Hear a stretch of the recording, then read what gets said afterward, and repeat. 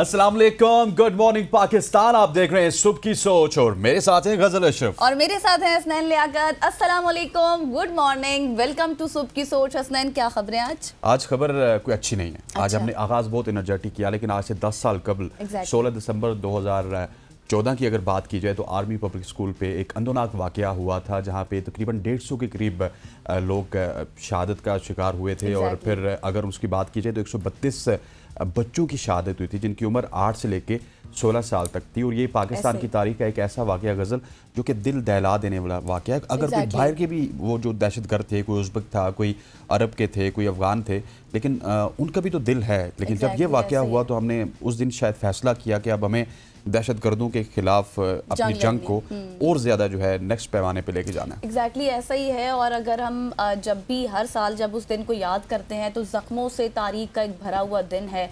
और बहुत सारे बच्चे, टीचर्स, प्रिंसिपल्स, मतलब एक बड़ी तादाद थी बच्चों की जो निशाना बने थे दहशतगर्दी का। मासूम बच्चों को, छोटे छोटे बच्चों को जो है वो निशाना बनाया गया था। और अगर हम ये कहें कि वो ना भूलने वाला दिन है और ना कभी भूला जा सकता है तो शायद गलत नहीं होगा। मेरे ख्याल ऐसा वाकया है कि जिसने हमें शायद सकूत डाका को भी बुला दिया। आज एक दिन सकूत डाका भी हुआ था, लेकिन इस वाकये ने हमें इतना बड़ा सदमा बुला दिया, क्योंकि जब बच्चों की बात आती है तो बच्चों पे पूरी कौम मुत्तहिद हो जाती है। और बच्चों के हवाले से आप देखिए ना, छोटा सा धरना हो जाता है तो स्कूल कॉलेजेस बंद हो जाते हैं। क्यों? वो बच्चों की केयर की वजह से होते हैं कि बच्चों को कुछ ना हो जाए। बच्चे वालिदैन के बड़े करीब होते हैं, नेशंस के बड़े करीब होते हैं। और अनफॉर्चुनेटली 132 बच्चे हमारे शहीद हुए थे, बच्चे थे। और आज भी वो माएँ अपने बच्चों को उसी तरह से याद करती हैं। और आज भी जो है उन्हीं की याद को ताज़ा करने के लिए तमाम स्कूल, कॉलेजेस, यूनिवर्सिटीज़ को भी बंद कर दिया गया है और छुट्टी दे दी गई है, क्योंकि आज का दिन जो है वो उनके हवाले से दुआया तकरीबात भी होंगी, दुआ भी की जाएगी उन शहीद बच्चों के हवाले से। क्योंकि हमारी जो तारीख है वो ऐसे सानियात से भरी पड़ी है, बहुत से ऐसे वाक़यात हैं। लेकिन उस, जैसे कि हसनैन ने भी आपको कहा कि उस वाक़े के बाद हमने ये आज़म कर लिया कि किस तरह से दहशतगर्दी का कला कमा करना है। मुख्तलिफ ऑपरेशंस किए गए और अभी तक ये ऑपरेशन जारी है। और हमारे जो पाक फ़ौज के जवान हैं वो इस अज़्म और हौसले के साथ खड़े हुए हैं कि दहशतगर्दी का कला कमा करेंगे और आखिरी जो दहशतगर्द है उसके बिल्कुल उस नासूर को ख़त्म करके ही जो है वो दम लिया जाएगा। इस हवाले से हमारे पास एक पैकेज भी है। बिल्कुल, हमारे पास एक पैकेज है। आइए पहले वो पैकेज देखते हैं, उसके बाद प्रोग्राम को कंटिन्यू रखेंगे। जी, तो ये मोहम्मद फ़याज़ की पैकेज रिपोर्ट आपने देखी। और यकीनी तौर पे जिस तरह उस बच्चे ने कहा जो बच गया था कि हमें अपने इल्म से और अपने कलम से इनको शिकस्त देनी है। यकीन कीजिए कि यही हमारा मकसद है। और जिस कर्ब से, जिस परेशानी से हमारा मुल्क गुजरा है गजल, ये कोई और मुल्क होता तो शायद अभी तक सफ़े हस्ती से मिट चुका होता। आए दिन यहाँ पे धमाके होते थे, कभी एक मीना बाजार में धमाका, दूसरी तरफ कराची में धमाका, तीसरी तरफ मुल्तान में धमाका होता था। वो वक्त भी हमने गुजार लिया और इंशाल्लाह ये वक्त भी हमारा गुजर जाएगा। और जब ये पैकेज मैं देख रही थी तो मेरी आंखें नम हो गई और मुझे वही शेर याद आ गया जो हम अक्सर सुना भी करते हैं कि फूल देखे थे जनाजों पर हमेशा शौकत, कल मेरी आंख ने फूलों के जनाजे देखे। तो मतलब जब भी हम इस वाक़े को देखते हैं, हर साल इस याद को ताज़ा करते हैं, तो वो एक ज़ख्म जो है दोबारा से ताज़ा हो जाते हैं। ऐसे ये बहुत ही स्टोरीज़ हैं आज हमारे पास। अपनी स्टोरीज़ की जानिब बढ़ते हैं।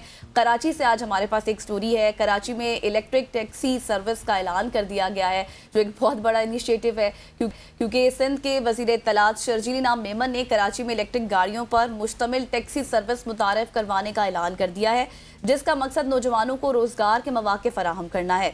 और ये मंसूबा चीनी और पाकिस्तानी सरमायाकारों के ताउन से किया जा रहा है। शर्जील इनाम मेमन ने यह भी बताया कि चीनी सरमायाकारों के साथ 4 मुआहदे भी किए गए हैं, जिनमें पाकिस्तान में सन्नती जोन्स के क़याम में ताउन शामिल है। और इसका मकसद सन्नत को फ़रोग़ देना और पाक चीन ताल्लुकात को मज़ीद मुस्तहकम भी करना है। अल्लाह करे पाक चीन ताल्लुकात मज़ीद मुस्तहकम हो जाए। और कराची से आज बहुत सारी खबरें, वैसे कराची से या पंजाब से बहुत सारी खबरें होती हैं हमारे पास हमेशा से।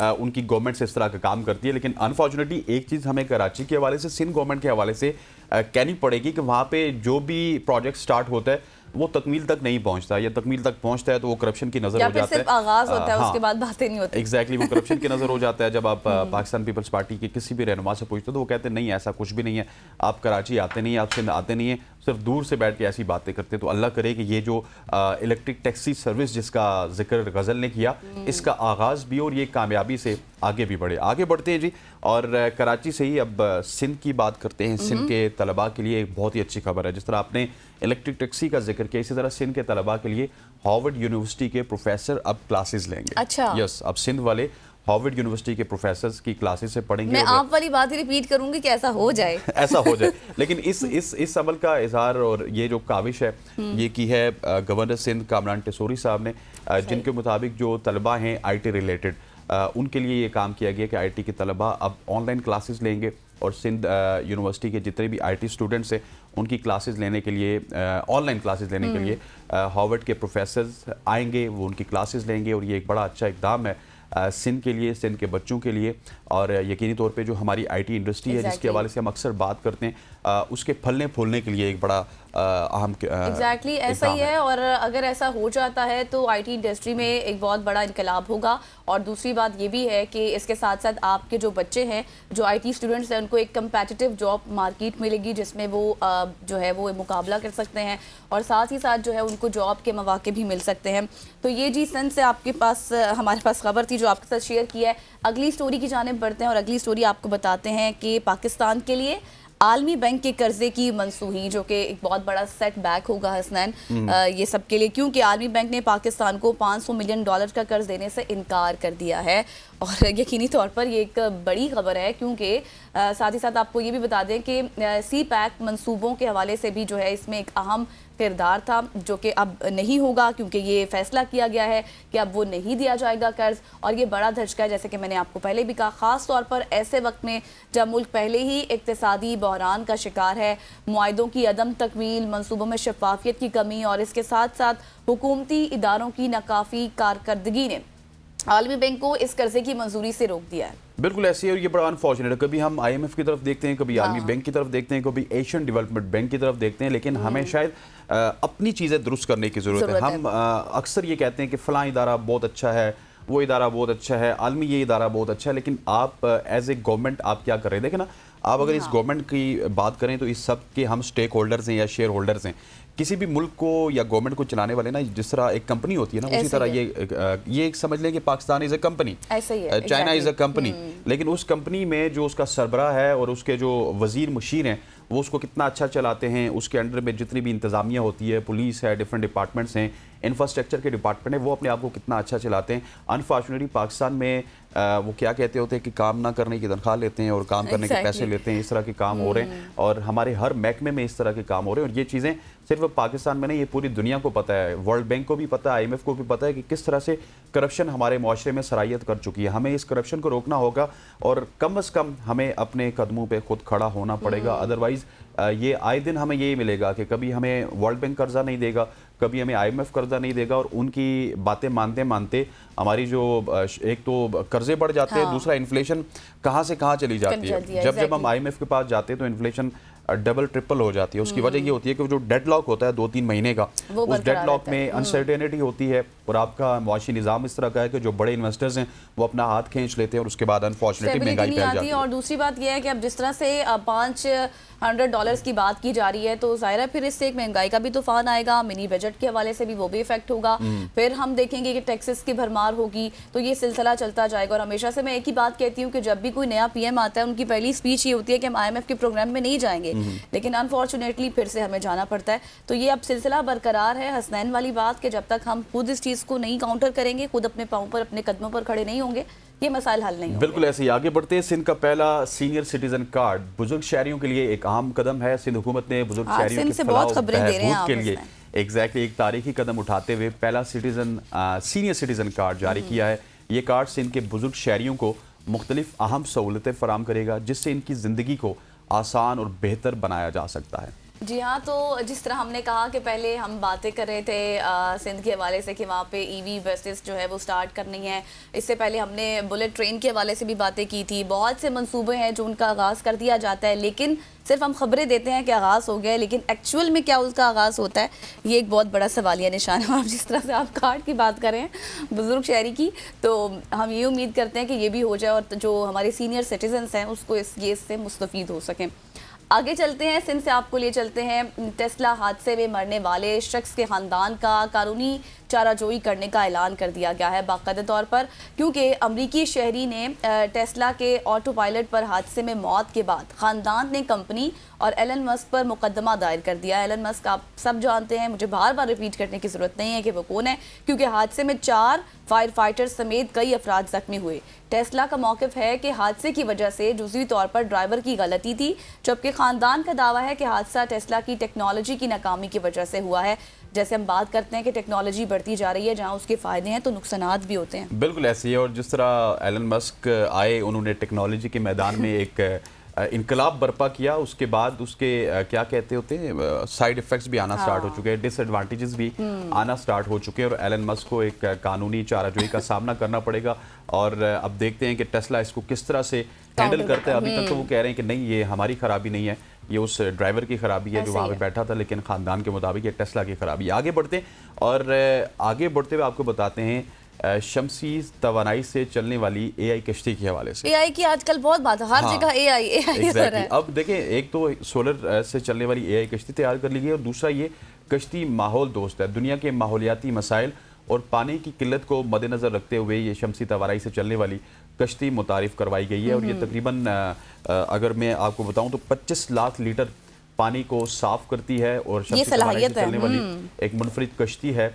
कश्ती पानी में आलूदगी का तज्जिया करने के लिए आर्टिफिशियल इंटेलिजेंस का इस्तेमाल करती है, और इसे लग्जरी डाइनिंग एरिया के तौर पर भी डिज़ाइन किया गया है। मतलब आप ये एक बड़ी बात बता रहे हैं कि 25, जितना आपने बताया 25 लाख लीटर पानी, 25 लाख लीटर, हाँ, उसको साफ करती है। फिर उसके बाद जिस तरह से सर्कल चलता है पानी का, वो भी एआई का बहुत दौर हो रहा है। वही बात हम हमेशा से करते हैं कि कुछ अरसे बाद हमें भी यहाँ पर हमारी जगह पे एआई का काम कर बैठे होंगे और देख रहे होंगे कि हमारी जगह एआई काम कर रहे हैं। इस हवाले से ना आप ये खबर शेयर करें, फिर मेरे पास भी एक इंटरेस्टिंग खबर है। मैं आपको बताऊंगा कि एआई और रोबोट्स आजकल क्या कर रहे हैं। अच्छा, तो आप फिर आज बहुत सी इस तरह की खबरें लेकर आए हैं वाकई।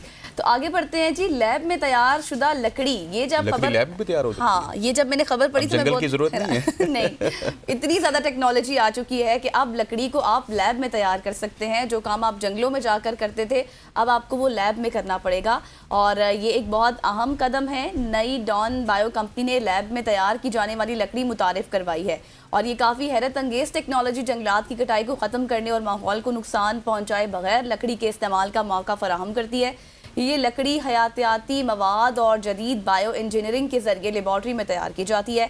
कुदरती दरख्तों की नशोनुमा के अमल में लैब दोहराया जाता है। मतलब जिस तरह से हम ये बात कर रहे हैं कि पहले हम जंगल में जाते थे, लकड़ियाँ जिस तरह से काटना, फिर उसके बाद इकट्ठी करना, बनाना, अब वो सारा प्रोसेस टेक्नोलॉजी ने जो है ना वो उसको बंद कर दिया है। अब आप लैब में घर बैठे आराम से, आपकी कहीं पे भी लैब है, आप वहाँ पर आसानी से तैयार कर सकते हैं। बिल्कुल ऐसे। और अब मैंने आपको बताया था कि इस हवाले से जिस तरह आपके खदशात थे कि एआई वाले यहाँ पे आके बैठ जाएंगे, वो डेफिनेटली रिपोर्ट्स की सूरत में होंगे। हाँ। अब रिपोर्ट्स ने भी एक फैसला किया है कि वो भी ओवर टाइम नहीं लगाएंगे। अच्छा, ज्यादा काम नहीं करेंगे। अगर 8 घंटे की खबरें शेयर कर रहे थे उनकी 8 घंटे की जॉब है तो वो 8 घंटे की जॉब करेंगे। चीनी रिपोर्ट्स का मुनफरिद तजुर्बा हुआ है। चीन में एक छोटे रिपोर्ट ने 12 बड़े रिपोर्ट्स को ओवर टाइम काम छोड़ने पर आमादा किया। अच्छा। छोटे ने बड़ों को मना लिया। चीनी एक्सपर्ट्स की अगर बात की जाए तो उन्होंने इस तजर्बे के दौरान एक छोटे रिपोर्ट को मखसूस हिदायत दी, जिसमें उसने बड़े रोबोट से दरख्वास्त की कि वो इजाफी घंटों तक काम ना करें और अपने काम और ज़िंदगी के दरमियान तवाज़ुन को बेहतर बनाएं।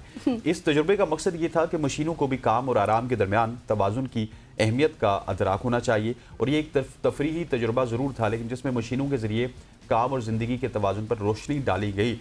लेकिन अब वो जो एआई और रिपोर्ट्स की बात करी थी, उनके लिए ये है कि रिपोर्ट्स भी ओवर टाइम नहीं लगाएंगे। अगर ओवर टाइम लगाएंगे तो ज़्यादा तनख्वाह मांगेंगे। एग्जैक्टली। और जिस तरह से आप आज मुझे बता रहे हैं बहुत सी खबरें एआई की, रिपोर्ट्स की, मुझे लग रहा है कि मैं अब कल परसों तक भी यहाँ पे मौजूद नहीं होंगी जिस तरह से आप बता रहे हैं। आगे हम चलते हैं। आज हमने बहुत खबरें आपके साथ शेयर की है एआई की, रिपोर्ट्स की, लेकिन एक अहम तरीन खबर ये भी है कि दुनिया के 5 कदीम तरीन ममालिक जो हैं उनको मैंने पढ़ा है कल, और वो कौन से हैं वो आपको बताते हैं कि बहुत से ममालिक ने अपनी सकाफत, तहजीब और विरसे से ना सिर्फ अपने इलाके बल्कि पूरे इंसानियत को मुतासिर किया है। कि ममालिक अपने तवील तारीख के दौरान मुख्तलिफ सियासी, समाजी और सकाफती तब्दीलियों का जो है वो गवा रहे हैं, क्योंकि वहाँ पर ऐसे आप ये कहें कि पुरानी कदीम चीज़ें थी जिनको देखकर लोग अट्रैक्ट होते थे। इन ममालिक की सकाफत, मजहब और तारीख इंसानियत के लिए कीमती विरसा फराहम करती है। दुनिया के कदीम तरीन ममालिक में ईरान है और वियतनाम है, फिर उसके बाद आर्मीनिया है, इसके साथ साथ शुमाली कोरिया है और हिंदुस्तान भी शामिल है। और ये ममालिक अपनी कदीम तारीख और सकाफत के लिए जाने जाते हैं। बिल्कुल, हिंदुस्तान का मतलब यह है कि पाक व हिंद बरसगीर, पाक व हिंद की बात हो रही है, सिर्फ हिंदुस्तान की बात नहीं हो रही। और वैसे ये इंडियन क्लेम ज़रूर करते हैं कि वही सबसे पुरानी तहजीब है, लेकिन हम भी उनके साथ मौजूद थे और ये बरसगीर पाक को इनकी oldest countries in the world. World. आज की शॉर्ट स्टोरी से इतना ही। यहाँ पर वक्त वो चाहता है एक शॉर्ट सी कमर्शियल ब्रेक के बाद वापस आएंगे, एक और खास टॉपिक के हवाले से बात करेंगे। Stay with us.